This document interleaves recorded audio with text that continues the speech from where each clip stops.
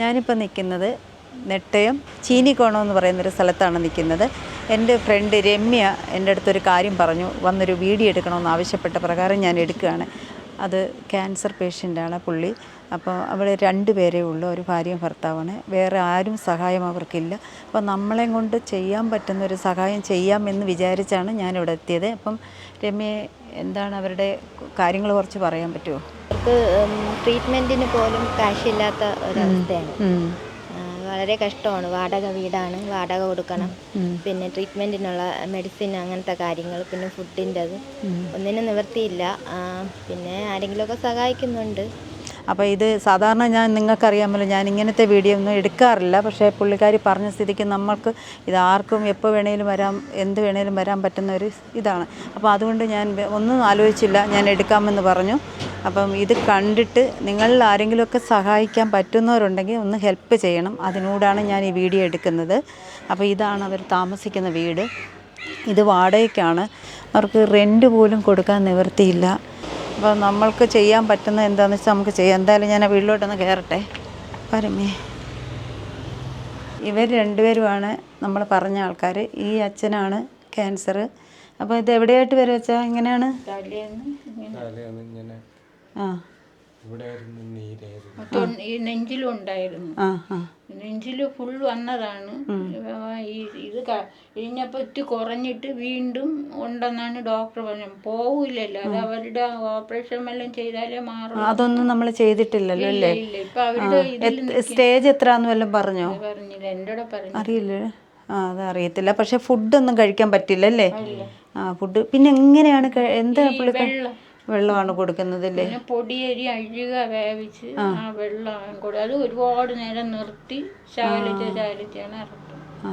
അതുപോലെ തന്നെ ഛർദിലും ഉണ്ടായിരുന്നു. ഇപ്പൊ 2 ദിവസം ഉണ്ടായിരുന്നു ഛർദിലില്ലാതെ. അപ്പോൾ ഈ അമ്മയ്ക്കും അതുപോലെ തന്നെയാണ്. കാലിന് നല്ല സുഖമില്ല. വേരിക്കോസിന്റെ ഓപ്പറേഷൻ ചെയ്തതാണല്ലേ? 2 ഓപ്പറേഷൻ കഴിഞ്ഞതാണ്. ഇത് 2 കൊണ്ടുപോക്ക് എന്ത് ചെയ്യാൻ, വേറെ ആരും ഇല്ല.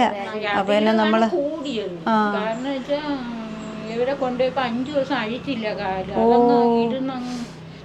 എന്നിട്ട് നമ്മൾ പേടിച്ചു ഇവരെ കാര്യം. എന്നിട്ട് അവസ്ഥ അതായിരുന്നു. നമ്മൾ കൊണ്ടുപോയി വേറെ ആരും ഇല്ലെന്ന് ഞാനും മോളും കൂടെ ഒക്കെയാണ് കൊണ്ടുപോയി. മോളുണ്ടെന്ന് പറയുന്നു. പക്ഷെ പുള്ളിക്കാരിയും വല്ലാത്ത അവസ്ഥയിലായിരുന്നു. ചെറിയ ജോലി ചെയ്താണ്. അപ്പോൾ ഇവരെയും നോക്കണം, ആ കുടുംബവും നോക്കണം. അങ്ങനെ വല്ലാത്തൊരവസ്ഥയിൽ കേട്ടറിഞ്ഞാണ് ഞാനിവിടെ എത്തിയിരിക്കുന്നത്. അപ്പോൾ ഈ അമ്മയ്ക്ക് വേറെ അസുഖങ്ങളൊന്നുമില്ല, പക്ഷെ കാലങ്ങോട്ട് ഉണങ്ങുന്നില്ല. അതാണ് മനസ്സിലാകാത്തത്. വേറെ ഡോക്ടേഴ്സിനെയൊക്കെ കാണിച്ചോ? നമ്മൾ പേർക്കിട ലക്ഷ്മി ഡോക്ടർ എന്ന് പറഞ്ഞ സർജറി ഡോക്ടർ, അവര് എന്നെ 31 ദിവസം വരെ ആശുപത്രി കിടത്തി ഓപ്പറേഷൻ ചെയ്ത് ഇഞ്ചക്ഷനൊക്കെ ചെയ്ത് കുറഞ്ഞു വന്നതാണ്. അങ്ങനെ വീട്ടിൽ വന്നു അങ്ങനെ ഇരുന്നതാണ്. ഇപ്പൊ റെസ്റ്റ് ഒന്നും ഇല്ല, അതുപോലെയൊക്കെ ആയിരുന്നു.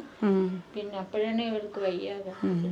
പിന്നെ ഒട്ടും റെസ്റ്റ് ഇല്ല, കൊണ്ടുപോകും വരും. പിന്നെ സഹായമുള്ളത് എഴുത്തുങ്ങൾ മാത്രമേ ഉള്ളൂ.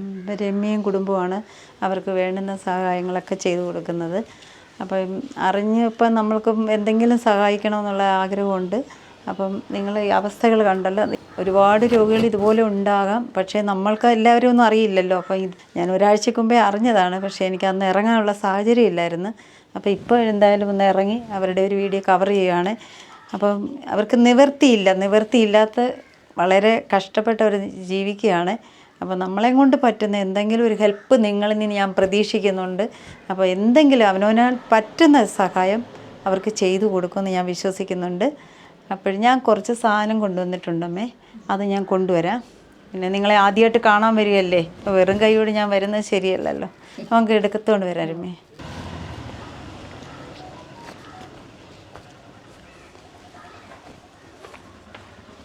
കുറച്ച് പലവ്യഞ്ജനങ്ങളാണമ്മേ, അരിയും. അപ്പോൾ എന്തെങ്കിലുമൊക്കെ ഹെൽപ്പ് ചെയ്യാം നമ്മളെ കൊണ്ട് പറ്റുന്ന രീതിയിലൊക്കെ. പിന്നെ ഇതിൻ്റെ ഇടയ്ക്ക് വന്ന് ഞാൻ കാണാം കേട്ടോ. പിന്നെ ഈ എത്രാമത്തെ സ്റ്റേജാന്ന് ചോദിച്ചിട്ട് അറിയാൻ വയ്യ. ആശുപത്രി പോകുന്നുണ്ട്, ഡോക്ടറായിട്ട് ചോദിക്കണം കേട്ടോ.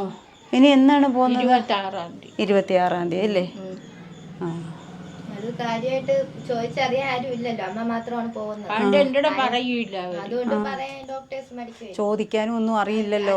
കൂടെ പോയി ഒന്ന് ഡോക്ടറെ കണ്ട് ചോദിച്ചാൽ സ്റ്റേജ് ഏത് സ്റ്റേജാണെന്ന് അറിയാനേ അമ്മ മാത്രമാണ് കൂടെ പോകുന്നത്. അപ്പം അമ്മയോട് ഡോക്ടേഴ്സിന് പറയാനൊരു ഇതായിരിക്കും. ആരെങ്കിലും കൂടെ പോയിരുന്നെങ്കിൽ ചിലപ്പം ഡോക്ടേഴ്സ് പറഞ്ഞേനെ. ഇപ്പം അടുത്ത പ്രാവശ്യം പോകുമ്പോൾ അമ്മയോട് ചോദിക്കാൻ ഞാൻ പറഞ്ഞിട്ടുണ്ട്. അതല്ല, ചിലപ്പോൾ നമ്മളായാലും അങ്ങനെ തന്നെയാണ്, എന്ത് ചോദിക്കണമെന്ന് അറിയാൻ വയ്യാത്ത അവസ്ഥയിലായിരിക്കുമല്ലോ. അതുപോലെ അവസ്ഥ കാണുമ്പോൾ ഡോക്ടേഴ്സിന് പറയാൻ ഒരു ഇതായിരിക്കും. അമ്മ മാത്രമേ അത് കുഴപ്പമില്ല. ഇപ്പം എന്ത് പറയാൻ പറ്റും, ഓരോ നമ്മളെല്ലാം അനുഭവിച്ചേ പറ്റുള്ളൂ അമ്മേ. വിഷമിക്കണ്ട കേട്ടോ. ആരെങ്കിലുമൊക്കെ അറിഞ്ഞ് ഇതുപോലെ ഹെൽപ്പ് ചെയ്യാൻ വരും കേട്ടോ. സാരമില്ല, എന്തായാലും മേളിയിരിക്കുന്ന ദൈവം നമ്മളെ എന്തെങ്കിലും ഒരു വഴി നമുക്ക് തരാതിരിക്കില്ലല്ലോ.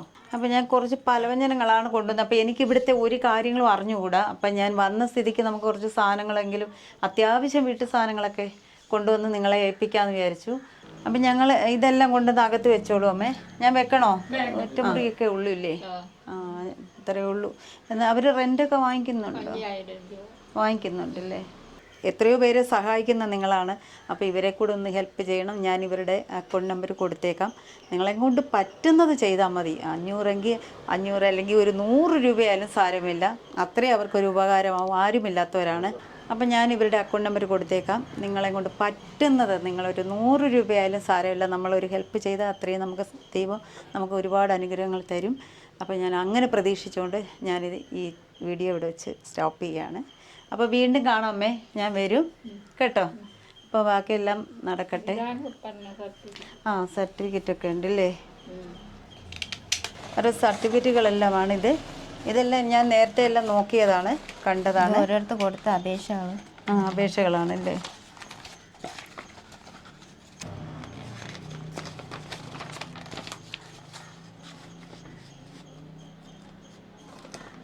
പുള്ളിയുടെ കാര്യങ്ങളൊക്കെ അവർ പത്രത്തിലും കൊടുത്തിരുന്നു. ചെറിയ ചെറിയ സഹായങ്ങളൊക്കെ കിട്ടിയുള്ളൂ, അതൊന്നും ആവില്ല അവർക്ക്. അപ്പോൾ അതുകൊണ്ടാണ് രമ്യ എൻ്റെ അടുത്ത് പറഞ്ഞത്, ചേച്ചി ഇങ്ങനെ ഒരു വീഡിയോ ചെയ്യണം, അവർക്ക് ഒരു നിവൃത്തിയില്ലാത്തവരാണെന്ന് പറഞ്ഞു. അപ്പം നമ്മൾ അല്ലാത്ത വീഡിയോകളൊക്കെയാണ് ചെയ്യുന്നത്, നിങ്ങൾക്കറിയാമല്ലോ. അപ്പം ഞാൻ എന്തായാലും വന്നെടുത്ത് നിങ്ങളെ കൊണ്ട് പറ്റുന്ന സഹായം ചെയ്യുക. അപ്പോൾ ശരി അമ്മ, ഞങ്ങൾ ഇറങ്ങട്ടെ. അക്കൗണ്ട് നമ്പർ വേണം. അപ്പം ഇങ്ങനെ ഇരുന്ന ആളായിരുന്നു, ഇപ്പോൾ മനുഷ്യൻ്റെ അവസ്ഥയല്ലേ. അപ്പം ഞങ്ങൾ ഇവിടുന്ന് ഇറങ്ങുകയാണ്. അപ്പോൾ ഓക്കെ.